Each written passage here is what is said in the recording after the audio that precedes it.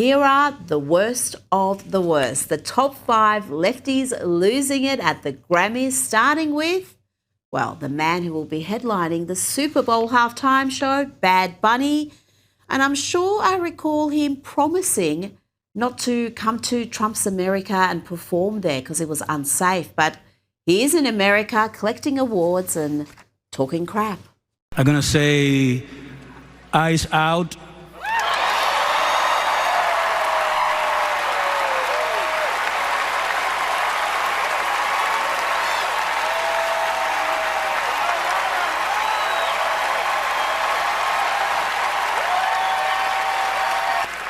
We're not savage, we're not animals, we're not aliens, we are humans and we are Americans. Well, you see, if you're talking about Americans in America legally, then they have absolutely nothing to fear from ICE. But these dim-witted celebs seem not to be able to differentiate between legal and illegal immigrants, including the dude in the number 4 spot of our lefties losing it at the Grammys, Shabuzi, who was in tears as he deliberately confused illegal and legal migrants. Immigrants built this country, literally.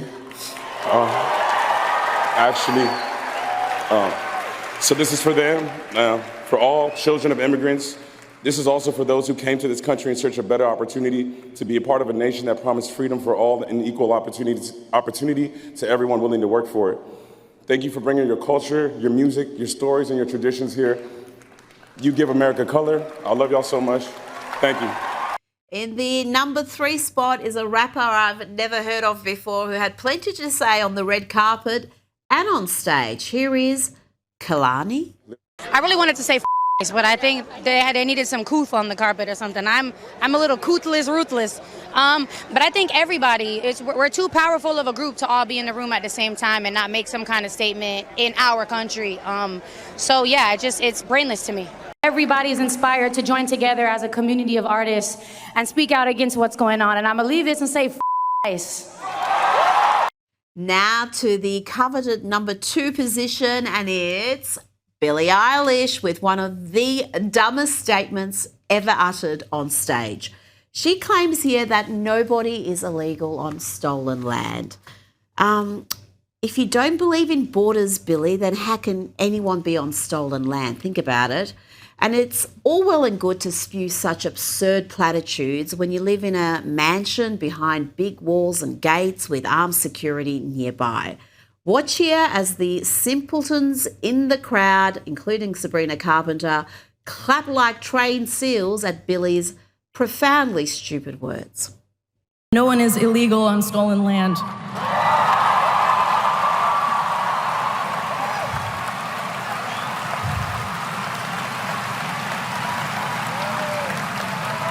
And yeah, it's just really hard to know what to say and what to do right now. It's hard to know what to say. She went on to say F ICE, just so brave and so profound. But she's not number 1 because this next dude, the host of the Grammys, wins for saying something so silly that he could see him sued for defamation and financially ruined. Not sure this joke was worth a likely lawsuit, Trevor Noah.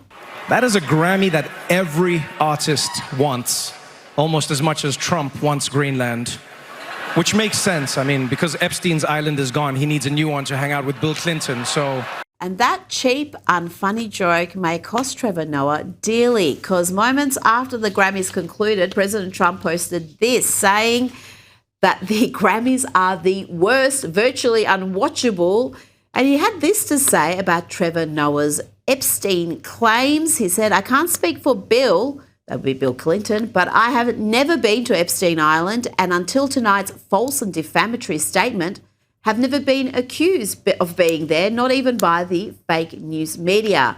Noah, a total loser, better get his facts straight and get them straight fast. It looks like I'll be sending my lawyers to sue this poor, pathetic, talentless dope of an MC." Welcome back. Now, we've already seen Warriors coach Steve Kerr opining about politics, spreading misinformation and pushing the same tired old leftist lines. And it seems that sort of vacuous activism has rubbed off on his players. We now have the Golden State Warriors forward, Draymond Green, injecting race into a technical foul. Watch this absurdity. I will tell you, though, I find it very ironic that I got a technical foul for telling a Caucasian referee not to put his hand in my face. As a black man in America, don't put your hand in my face. And I said, hey, don't put your hand in my face, and I got a tech. So I thought that was the most interesting thing of the night. Did he try to explain himself? He said, Draymond, this is your chance to stop talking to me, bro. Don't put your hand in my face. Oh, gosh. Joining me now is comedian Alex Stein. Alex, you're a basketball fan. Was that foul motivated by race or racial politics, or is Green just playing the victim card here? Rita, you know the answer to that question. He is definitely playing the victim card. I think Draymond Green actually leads the league in technical fouls, I believe, or he's in the top when it comes to players receiving technical fouls. And I'm not even kidding. So he's not shy from getting yelled at by referees. And it's not because of his race. It's because, honestly, if you look at him, he's known in the league for being a very dirty player. There's clips online of him kicking players. So it was his bad attitude where he got the tech. And you know, to play the race card when he's a multimillionaire living in a great country, you know, having a very successful life, it just shows you, Rita, that everybody can play a victim, even Draymond Green, who's won multiple NBA championships. And playing in a league where they're all multimillionaires, but of course, basketball, like a lot of other professional sports in America, is dominated by black athletes. So to be suggesting that he's being discriminated against because of the colour of his skin just seems incredible. Now, let's move on to Meghan Markle. I love this story about her unsold jam overflowing at Netflix headquarters. The New York Post reports Netflix staff are helping themselves to free Meghan Markle products from her As Ever range. Apparently, there are 2 storage rooms packed with As Ever products, said a source. They're literally just giving it away to employees. One staffer walked out with 10 products for free. Alex, I thought they're supposed to be really sought after, hard to get, scarce product, but they're saying that Netflix is stacked with jars of jam and candles and wine and Meghan's famous flower petal sprinkles, and they're having to give it away. Well, you know, I'll be honest. It's kind of my guilty pleasure. I like the royal family. I like looking into it, you know, for whatever reason. And I used to think that Meghan was kind of a victim, you know, because she really wasn't that accepted by the people in London or England, for that fact, or for that matter. And I used to think, you know, she was kind of a victim. But the more you hear from her and the more you just watch of her on her fake show that nobody watches, she's just very unlikable. She takes herself way too seriously. She's trying to sell all these products that nobody wants to buy. So really, I'm not surprised. And I want to like Meghan Markle. I really do. But she's just so unlikable, just like all of her products, that she can't even give away. You fell for some of that early fake news, Alex, because I can tell you when she first came on the scene as Harry's girlfriend and fiance, she was adored. There was nothing but adulation, except from me, who could tell from the start there was something not quite right with this girl. But yeah, eventually people saw through the act, but she had everyone fooled. She was getting so much positive press that it would make your head spin. Now, Nicki Minaj, talk about not getting positive press. She is being attacked by the media, by Hollywood, by the music industry at the Grammys, all for daring to speak out about the plight of Christians and for pledging her support to President Trump. And we've got here Cardi B claiming that it's actually her, Cardi B, that the White House is obsessed with. Apparently they watch and observe everything she does. There's a president that he knows that I'm never supported him and stuff like that. And it's like, I be feeling like, I know the White House watches my show. You have a platform. Yes, I have a big platform. So it's like, I know they watch it. They listen to what I say. I might not say it the prettiest way, you know what I'm saying? But I know they listen to what I say. I have to speak the lesser evil. I can't. And people thought it was funny. People made fun of my accent. People made fun of my speech. People forgot this. People this, and that. And it's like, y'all gonna see what's funny. Ain't funny right now, isn't it? It's really tough out here. Are things really that bad, Alex? Are you struggling in the great state of Texas? I'm doing okay and I'm very thankful for it. But Rita, you know what makes me upset about this clip is that before 2016, every single rapper loved Donald Trump. They all rapped about him. They all wanted to be like Trump. Nelly has a famous line about wanting to be like Trump. And so all of a sudden he becomes the president and they realize that they have to create this narrative that they never liked Trump or they don't like Trump.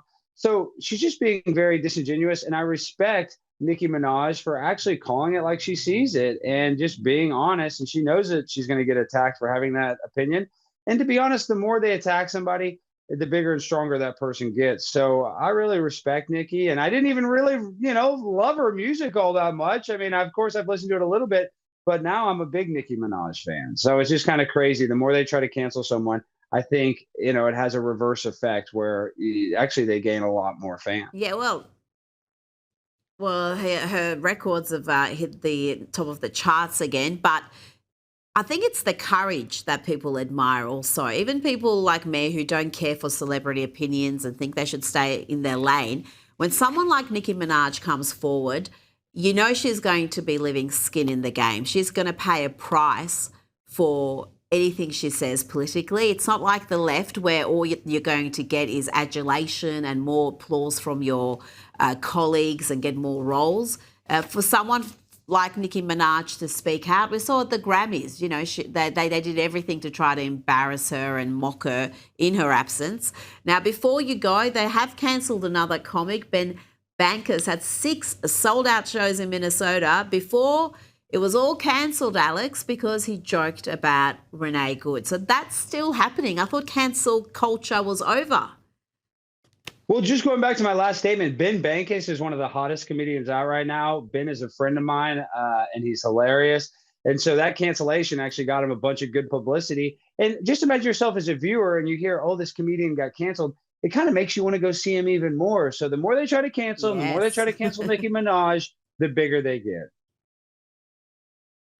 That is actually precisely what's happening because everyone's looking him up and seeing his clips, and he is very funny. Alex Stein, thank you so much for your time tonight.